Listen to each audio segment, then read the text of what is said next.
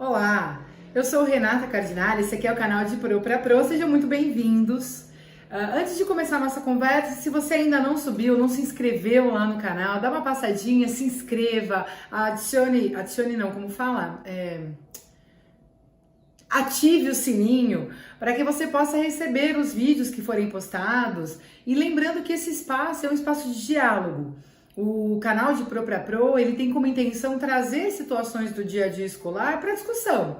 Situações que acontecem comigo em sala de aula e que quando eu compartilho com outros professores, eu tenho a possibilidade de trazer uma outra referência, de modificar a minha lente, de experimentar uma nova conduta. Esse espaço aqui é para a gente bater papo. E hoje, o tema que eu trago para vocês é sobre medicamentalização na infância. Quem nunca falou aquela frase, com certeza esse menino é hiperativo. Nossa, essa criança, olha, tem déficit de atenção, não tem a menor dúvida. Não, esse daqui tem os dois, atenção e hiperatividade. Que professor que nunca ouviu numa sala de professores, numa reunião, numa conversa, esse aí é TOD. Esse aí com certeza é o transtorno opositivo desafiador ou transtorno desafiador opositivo. Essa criança é bipolar. A gente ouve isso no cenário escolar com muita frequência. E a reflexão que eu quero trazer para vocês hoje é a respeito de um vídeo que eu estava vendo sobre um psiquiatra comentando o quanto há uma necessidade, tanto da medicina quanto da escola e da família, de por vezes compartimentar essa criança, de por vezes estabelecer ou estipular a essa criança um rótulo para que então nós possamos justificar o comportamento dela. Por muitas vezes, nós professores que lidamos com muitas crianças em sala de aula, com uma pluralidade de ações e de pensamentos, nós temos dificuldades de conseguir atingir o nosso objetivo. E isso, por muitas vezes, faz com que nós queiramos colocar aquela criança dentro de uma casinha para então ter uma receita a seguir para conseguir atingir o nosso objetivo, o que é definitivamente impossível. E assistindo o Café Filosófico com o psiquiatra Rossano Cabral Lima, que é um psiquiatra da UERJ, ele trouxe alguns dados que eu acho importante a gente compartilhar. Ele diz o seguinte, que da década de 90 para cá, nós passamos a diagnosticar patologias que até então ficavam ali até que desaparecidas, né? Então ele fala assim, gente, presta atenção, o que está acontecendo é o seguinte, nós estamos transformando problemas do dia a dia em patologias. E ele traz que isso é oriundo da nossa cultura, que busca por soluções imediatas. Então vamos pensar nós como professores. Nós temos que atingir um objetivo, nós temos que cumprir uma tarefa, nós temos que entregar notas, resultados, garantir a aprendizagem dessa criança. Se nós precisamos fazer tudo isso, concorda que nós temos pouco tempo para lidar com qualquer coisa que nos tire disso? Qualquer coisa que desvie a nossa atenção disso? E isso implica no quê? Não conseguir, por muitas vezes, olhar a singularidade dos nossos alunos, porque nós temos uma tarefa a cumprir. São 35 alunos dentro de uma sala, cada um com a sua necessidade, nós tendo que atingir um objetivo, precisando justificar para a escola e para a família o porquê das nossas condutas. Vocês vão de convir comigo que é uma tarefa árdua lidar com a singularidade de cada um desses alunos. E esse Rossano Cabral, ele fala assim, e aí isso tem feito com que nós passássemos a buscar justificativa para o comportamento das crianças. Veja, em momento algum ele fala que a gente deve anular a necessidade de medicamentos para auxiliar a criança em determinados comportamentos, mas que por muitas vezes nós não olhamos para o contexto no qual ela está inserida.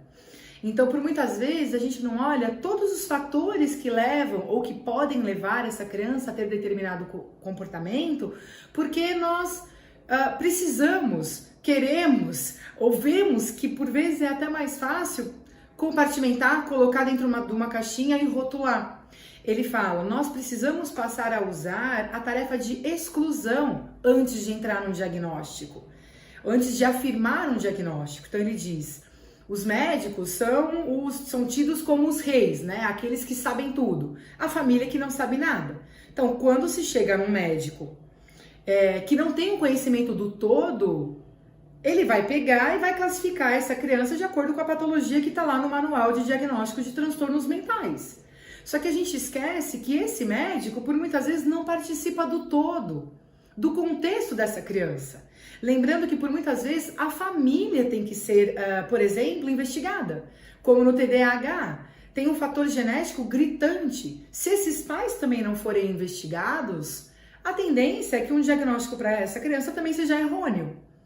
Percebe? Então, o convite que esse psiquiatra diz é o seguinte, faz para nós educadores antes da gente levantar uma bandeira sobre eu acredito que essa criança precisa de investigação, nós precisamos ajudar essa criança a se encontrar dentro da sala de aula. Então ele fala o seguinte, por muitas vezes a criança ela não participa, ela não interage porque não é interessante. Se nós formos pensar hoje o quanto o nosso sistema de aula mudou, o quanto nós estamos relatando e vivenciando crianças que antes não participavam de nada e que agora, com o uso da tecnologia, o ensino híbrido, passaram a participar, passaram a interagir. A aula ficou mais interessante do que aquela coisa fila, nuca atrás de nuca, um professor lá na frente. É um processo de desconstrução, de ressignificação que vem acontecendo, mas que é lento. Né? Então vai exigir de nós, para não compartimentarmos mais essa criança, cada vez mais criatividade, espaço para essa criança ser quem ela é. Para que então a gente possa analisar o que é traço da sua personalidade, o que o contexto no qual ela está inserido não compactua positivamente para o seu comportamento, para então a gente conseguir encaminhar. Esse psiquiatra, ele traz a ideia de que a medicamentalização na infância passou a ser um fenômeno global. Ele trouxe aqui alguns dados de aumento, por exemplo, em diagnósticos para criança de 2 a 3 anos com déficit de atenção. Aí eu te pergunto, na verdade, né? Será que uma criança de 2 anos que está descobrindo e percebendo o mundo, que está vendo por muitas vezes coisas pela primeira vez, será que ela já tem déficit de atenção? Será que essa criança que está descobrindo o mundo pelo próprio corpo, que está sentindo a vida, está entendendo que ela não é mais parte de uma mãe, não é mais parte de ninguém, que ela é ela? Será que essa vontade de descobrir o mundo é hiperatividade? Esquisito, né? Aí ele traz um dado que entre 2003 e 2012, é uma pesquisa da UERJ também de 2014. Ele fala que entre 2003 e 2012 houve um aumento de 75% na prescrição de Ritalina para crianças. Ritalina é aquele remédio que ajuda no aumento do foco, da concentração. 75% no aumento da prescrição. Aí eu fico pensando, quantos alunos eu tenho na minha sala, quantos alunos seriam candidatos ao uso desse remédio, né? Que esquisito, né? Minimamente esquisito. Eu vou falando, mas eu vou pensando. Aí ele traz um dado de que na Europa, entre 96 e 2006, houve um aumento de 4 vezes no uso de antidepressivos para criança. De novo eu me questiono, né? Uma criança que está descobrindo e percebendo o mundo, já com um quadro de depressão, né? E a gente tratando isso como sendo, de novo, explicativo, esta criança é assim porque ela tem depressão. O quanto será que a gente considera todos os outros fatores no qual que influenciam essa conduta dela, né? Então, fiquei aqui pensando, né? Nós que somos professores, que estamos no cenário escolar, que por muitas vezes ouvimos, essa criança... Eu já cheguei a ouvir frases como, hoje meu dia vai ser terrível, esse menino não tomou remédio hoje. Eu gostei de uma frase que eu ouvi recentemente, que é todos nós temos necessidades especiais, né? Porque cada um tem a sua necessidade. Já vivi em sala onde eu precisei, onde crianças tomavam medicamentos para conseguir socializar, para conseguir acompanhar a rotina escolar, mas também já percebi um querer diagnosticar uma criança que simplesmente estava sendo criança, estava tentando ser criança. Esse psiquiatra ele dá um exemplo que eu acho legal, em que ele fala sobre a cultura. Ele fala assim, Se fosse um indígena, por exemplo, vivendo ali no seu povo, sem outras influências que não daquele povo, uma criança que sobe, que desce, que caça, que volta, que planta, que colhe, que brinca, que chuta, será que essa criança seria tida como uma criança com transtorno de déficit de atenção e hiperatividade? Será que essa criança que consegue prestar atenção em várias coisas ao mesmo tempo seria uma criança com uma patologia? Eu achei interessante essa reflexão. Acho que valeria a pena nós pensarmos. Será que na nossa sala de aula a gente torna esse ambiente interessante para que essa criança queira prestar atenção? Por muitas vezes eu ouço pais dizendo, né? Ai, para fazer lição é um transtorno, mas o videogame joga que é uma beleza. Nossa, um joguinho de tabuleiro, ele rapidinho sabe para onde vai. Um xadrez, dama, ele ama. Jogo de cartas se organiza. Mas na hora da lição, na escola, ele é terrível. Na sala de aula, ele é terrível. Prestar atenção no professor, nunca. Mas será que esse ambiente é um ambiente interessante? É um ambiente gostoso? Será que esse ambiente instiga essa criança a querer buscar respostas? Será que esse ambiente instiga essa criança a querer aprender sobre algo que ele nunca nem ouviu falar? Será? Então, eu fico me questionando o quanto eu posso tornar esse ambiente cada vez mais interessante para atuar em, como o Rossano Cabral diz, na exclusão. Eu tô tornando esse ambiente, eu tô colocando esse menino como protagonista, eu tô dando todas as ferramentas, conversei com o pai, conversei com a mãe, poxa, talvez a gente devesse caminhar para uma investigação maior. E não o caminho contrário. Primeiro eu investigo, né, junto aos médicos e psiquiatras, junto aos psicólogos, para depois anular esses outros fatores externos. Enfim, acho que vale aí uma pulga atrás da orelha. Dentro da sala de aula, o quanto será que eu quero, ou quanto será que eu contribuo, né, para esse diagnóstico do meu aluno? Será que é necessário mesmo? Não sei, fica aí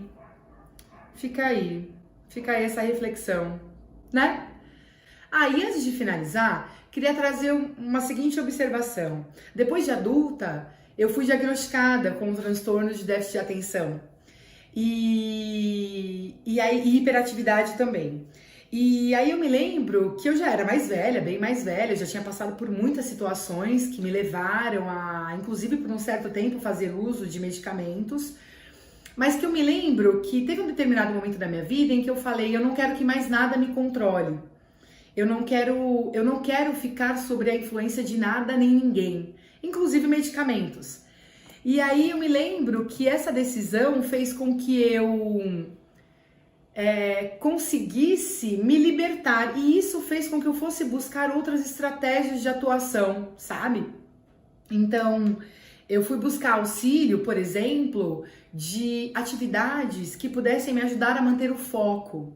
Atividades que pudessem acalmar os meus pensamentos para que então eu pudesse organizar as minhas rotinas.